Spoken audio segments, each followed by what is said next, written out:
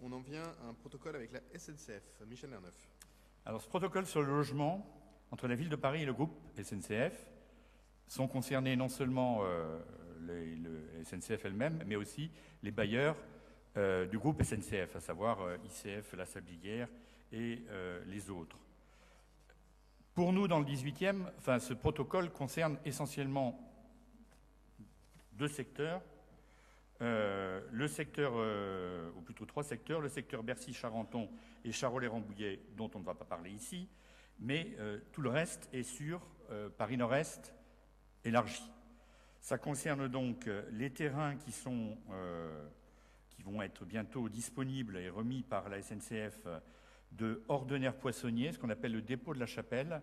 Alors pour en parler très clairement, c'est vous prenez la rue Ordener, là où il y a le Franprix, pas très loin de la rue des Poissonniers, et entre le Franprix et le pont, vous avez toute une partie ici qui va jusqu'à l'allée dans des yeux et qui va être bientôt disponible.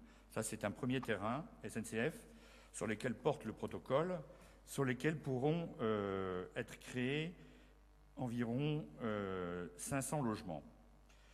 Nous avons aussi, bien sûr, le secteur Gare des Mines et Chapelle-Charbon, dont nous avons déjà parlé, sur lesquels il est prévu, en tout, de construire 2300 logements. Alors je dis bien dans ces 2300 logements, avec un objectif de l'ordre de 70% de logements sociaux ou intermédiaires. Il faut noter que comme à Chapelle Internationale, où on a prévu 900 logements, il faut noter que parmi ces 900 logements, il y a beaucoup de logements de une personne, puisqu'il y a beaucoup de logements étudiants, travailleurs migrants et de logements jeunes travailleurs. Donc en réalité, on ne peut pas, pour voir la population que ça va donner, il ne faut pas faire les multiplications qu'on a traditionnellement, puisque la volonté de Jean-Louis Mussica, entre autres, et de la municipalité, c'est de faire que sur le secteur Gare des Mines, il y ait un pôle universitaire important en termes de logement, qui soit un peu dans le prolongement aussi de ce qui se passera sur Plaine Commune. Enfin, il y aura le secteur Hébert, qui devrait aussi muter progressivement. Et là, pour le moment, il est prévu de 700 à 800 logements. Et j'oubliais uniquement un dernier point qui est plutôt de la responsabilité ici d'un bailleur du groupe SNCF, à savoir ICF. Il s'agit au rond-point de la Chapelle de pouvoir éventuellement utiliser le droit à construire qui est encore disponible là où il y a la résidence sociale. Ce qui est prévu a priori, ce serait de pouvoir construire quelques étages supplémentaires et de pouvoir y créer là du logement intermédiaire dans le cadre de la politique de mixité sociale que nous souhaitons. La résidence sociale pourrait évidemment continuer à exister, mais au-dessus viendrait du logement intermédiaire, les premiers peut-être que l'on créerait sur le 18e. Voilà, il s'agit d'un programme ambitieux, c'est celui qui, après la mise en place du protocole avec l'État et avec la SNCF, et bientôt, je l'espère, avec la RATP, va permettre de réaliser l'objectif ambitieux que portent Yann Brossat et la maire de Paris de création de 10 000 logements par an. Et a priori, ce n'est pas une contradiction avec les préemptions à l'adresse, parce qu'on peut faire l'un et l'autre. Je vous remercie. Merci Michel. Est-ce que cette délibération amène des demandes de prise de parole? Monsieur Bournazel, Monsieur Brossat. Monsieur Bournazel. Bien, je me garderai d'interpeller l'adjoint au logement de la ville de Paris. Je ne vais pas paraître obsédé dans cette réunion, puisque c'est le reproche qui m'avait été fait. Donc je m'adresserai à vous, monsieur le maire, et à l'adjoint en charge du logement dans le 18e arrondissement, et ça suffira à ma petite personne. Alors, le campus Condorcet, ça a été l'occasion, l'élément déclencheur pour réfléchir aussi à ce qu'on souhaite pour ce quartier. Un projet qui a été porté par Valérie Pécresse lorsqu'elle était ministre de l'Enseignement supérieur et de la Recherche, et qui souhaitait investir dans les quartiers populaires.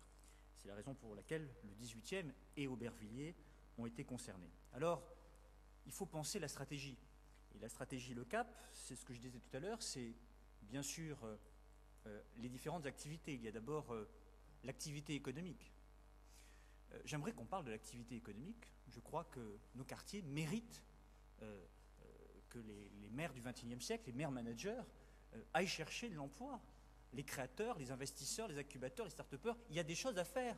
Et notamment, nous avons travaillé sur la cité de l'innovation, qui pourrait très bien être intégrée dans un tel dispositif, sur les métiers du numérique, les technologies de l'environnement, les nanotechnologies. Il y a beaucoup de gens qui sont prêts à investir. Je crois que ça serait bien de booster nos quartiers populaires, de tirer vers le haut avec ce genre de projet. J'aimerais que ce genre de projet avance. En tout cas, nous soumettons cette proposition que nous avons élaborée avec les chefs d'entreprise pour notre campagne, mais nous n'avons pas gagné, nous ne pouvons pas le mettre en place. Mais je crois que de manière constructive, il serait bien que la majorité puisse reprendre de tels projets. Ensuite, quand on rentre dans la question des équipements, alors il y aurait beaucoup à dire, on ne va pas reprendre ce débat à chaque fois, mais il y a d'abord le logement, c'est ça qui nous intéresse.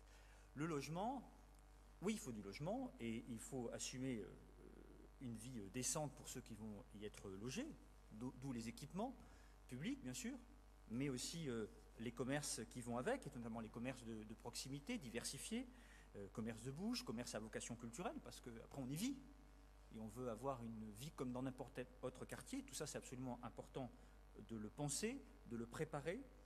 Et puis à l'intérieur du logement, il faut l'équilibre. Bien sûr, il faut du logement étudiant. Ça serait bête de ne pas profiter de l'occasion du campus Condorcet pour faire du logement étudiant, on en manque cruellement. Ne pas oublier non plus, par ailleurs, les apprentis.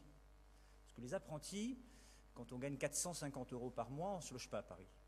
Donc si on veut maintenir un certain nombre de métiers, dans l'artisanat, dans les commerces de bouche, il faut permettre à nos apprentis d'être logés dans la ville. Là, c'est l'occasion aussi de leur réserver une petite part.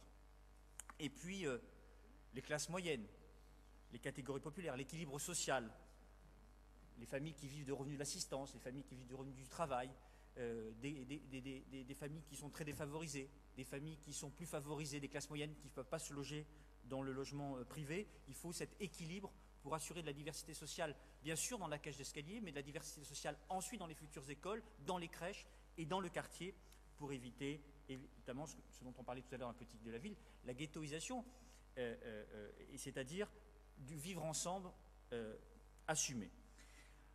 Et puis, je voudrais évoquer deux autres sujets pour terminer rapidement. C'est que c'est l'occasion aussi de penser à long terme, puisqu'il va y avoir de nouveaux logements, du logement aidé, à l'accession sociale à la propriété. Je crois qu'il faut l'anticiper. Je crois que c'est absolument décisif que des hommes et des femmes qui, à un moment donné, ont construit leur vie, ont vécu dans du logement social, puissent devenir propriétaires de leur logement à partir du moment où ils ont payé leur loyer. Ils n'auraient pas pu le faire dans le logement privé, et c'est bien qu'à un moment on puisse transmettre à ses enfants un logement, parce qu'il n'y a pas que les gens qui ont des moyens qui doivent devenir propriétaires, il y a aussi des gens qui n'avaient pas de moyens et qui ont eu un parcours résidentiel exemplaire dans le logement social qui méritent l'accession sociale à la propriété. Et puis enfin, c'est l'occasion de penser l'intergénérationnel. Je crois que puisqu'on va éclairer beaucoup d'étudiants, des apprentis, des jeunes travailleurs, il faut penser l'intergénérationnel, c'est-à-dire ces personnes plus âgées qui sont parties à la retraite, qui ont vu leur revenu diminuer nettement par rapport à leur revenu du travail précédent, qui n'arrivent plus à se maintenir dans le parc existant aujourd'hui à Paris et qui ont besoin d'être logés en priorité. C'est l'équilibre intergénérationnel aussi. Il faut y penser en plus de l'équilibre social que nous appelons de nos voeux. Voilà un peu le cap et les grandes idées que nous voulons. Équilibre, activité économique, logement, diversité dans le logement générationnel, social, et puis évidemment s'appuyer sur le campus Condorcet qui a donné un sacré coup de fouet à nos quartiers et à Aubervilliers. Merci beaucoup. Merci, je vais laisser la parole à Yann Brossat et puis je donnerai quelques éléments de réponse avant Michel Erneuf. Yann Brossat. Merci Monsieur le maire. Quelques mots sur cette délibération que Michel Nerneuf a présentée. C'est une délibération importante. On dit souvent et à juste titre qu'à Paris nous sommes confrontés à une pénurie de logements. Et si on veut produire de nouveaux logements à Paris, le nerf de la guerre, c'est le foncier. Et l'objet de cette délibération, c'est de mobiliser le foncier de la SNCF, qui est très important, parce que la SNCF est un grand propriétaire foncier à Paris, pour produire de nouveaux logements. À l'échelle de cette mandature, c'est 6600 logements à Paris que nous pourrons produire grâce à ce protocole d'accord avec la SNCF, et c'est donc une avancée considérable. D'ailleurs, ce qui est dit explicitement, et ça me semble être aussi très important dans ce protocole d'accord, c'est qu'il s'agit bien de faire et du logement social, et du logement étudiant, et de l'accession privée, et du logement intermédiaire. Bref, il s'agit de faire en sorte que nous puissions produire sur ces terrains des logements qui s'adressent à l'ensemble des Parisiens qui ont aujourd'hui un besoin de logement. Et donc c'est une belle avancée, d'autant qu'elle s'inscrit dans le cadre d'autres protocoles qui ont déjà été signés. Nous avons signé un protocole d'accord avec la RATP qui vise à créer 2000 logements sur des parcelles RATP. Nous allons à l'avenir signer un protocole d'accord avec la PHP. Bref, nous avons toute une série de conventions qui vont intervenir dans les mois qui viennent et qui nous permettront de produire les logements pour lesquels nous nous sommes engagés. Nous avions dit pendant la campagne avec Anne Hidalgo 10 000 logements par an. Eh bien, si nous voulons le faire, il faut justement travailler avec l'ensemble de ces propriétaires fonciers pour mobiliser des terrains. Un mot sur une question qui a été abordée tout à l'heure, qui est la question des préemptions. Comme l'a dit Michel Nerneuf tout à l'heure, moi je n'oppose pas la production de logements neufs et la préemption. Et il est proprement absurde d'expliquer que les 850 millions d'euros que la ville de Paris va mobiliser pour faire des préemptions, ce serait du gâchis. Parce que franchement, quand je discute avec des habitants que nous avons sauvés de vente à la découpe en utilisant notre droit de préemption, je n'ai pas l'impression d'avoir investi à perte. Quand je discute avec les habitants du 52 rue Custine que nous avons rencontrés avec Michel Nerneuf, immeuble que nous avons préempté dans un quartier déficitaire en logement social qui avait un propriétaire qui était pour le moins peu recommandable et qui maintenant vont bénéficier de loyers réduits, vont bénéficier de travaux qui vont améliorer leur cadre de vie. Mais quand on discute avec tous ces gens-là et qu'on sort d'une espèce de discussion théorique qui ne correspond à rien, on se dit qu'on n'investit pas à perte quand on préempte. Et donc oui, pour faire du logement social, il faut tout. Il faut de la construction neuve, il faut de la préemption, il faut de la transformation de bureaux en logement. Bref, il faut utiliser l'ensemble des leviers dont on dispose. Et c'est, je crois, ce que nous faisons avec un objectif qui est de répondre aux besoins des habitants de cette ville qui ont besoin de logement social, de logement intermédiaire, de logement privé, bref, qui ont besoin de solutions pour se loger. Merci beaucoup. Je vais demander à Michel Nerneuf de donner quelques éléments complémentaires s'il le souhaite. Je voulais juste rappeler qu'en matière d'attractivité ou d'activité économique, notre majorité n'a évidemment pas attendu, mais en même temps c'est normal que l'opposition souhaite, que la majorité fasse. Et en l'occurrence, je vous invite à aller aux entrepôts McDonald's.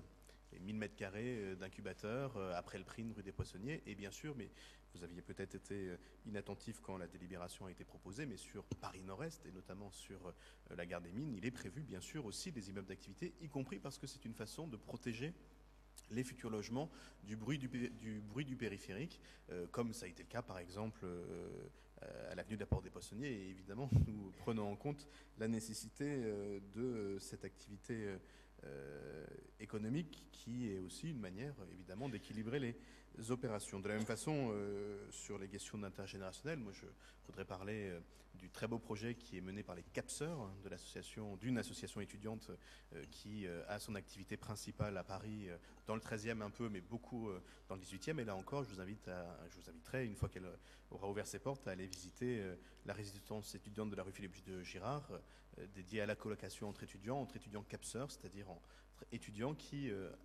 ont souhaité avoir, en plus de leur statut d'étudiant, une activité de solidarité, qui travaille beaucoup dans l'intergénérationnel.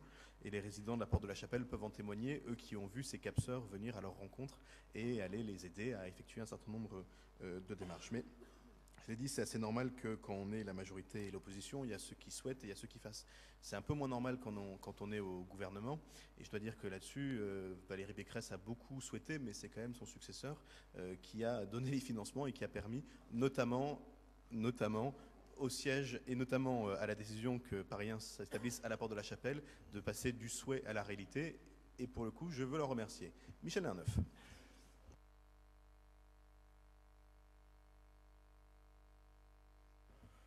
Monsieur Bournazel, la délibération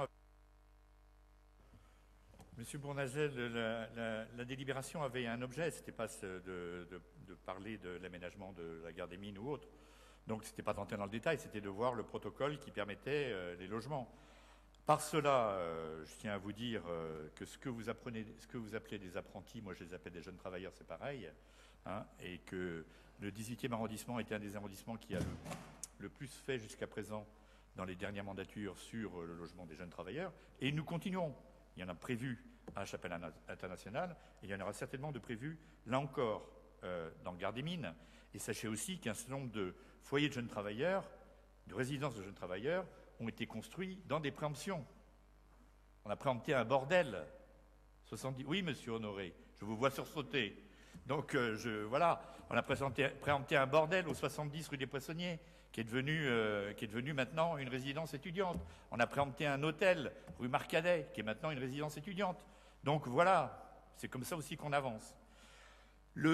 Sur l'ensemble des choses que vous avez dites, on est sinon assez d'accord. D'ailleurs, autant vous dire tout de suite que c'est là qu'on pense mettre le marché des 5 continents, qui va quand même finir par voir le jour. Donc commerce, activité, etc., on est tout à fait en phase. Ce sur quoi je ne suis pas en phase du tout avec vous, c'est sur cette accession sociale à la propriété. À Paris, d'ailleurs, même si un jour vous êtes vous-même aux commandes, vous constaterez qu'il est impossible aujourd'hui de réaliser l'accession sociale à la propriété à Paris, vu les problèmes de foncier et de financement. D'ailleurs, à quoi sert de consacrer l'argent pour le logement social, pour créer du logement social temporaire qui, au bout de 20 ans, n'est plus logement social, dans un endroit où on n'a pas encore atteint les 30% ou les 25% que nous donnent les objectifs nationaux. Que l'on fasse de l'accession sociale à la propriété dans des zones qui ne sont pas tendues en termes de logements sociaux, et on l'a vu récemment des cartes qui nous publiaient un certain nombre de villes de France dans lesquelles il y a des logements sociaux vacants, là qu'on y fasse de l'accession sociale à la propriété, bien sûr. Mais actuellement, notre objectif, c'est d'abord d'arriver aux 30%. Merci beaucoup. Je propose que nous passions au vote sur cette délibération qui est pour unanimité. Je vous en remercie.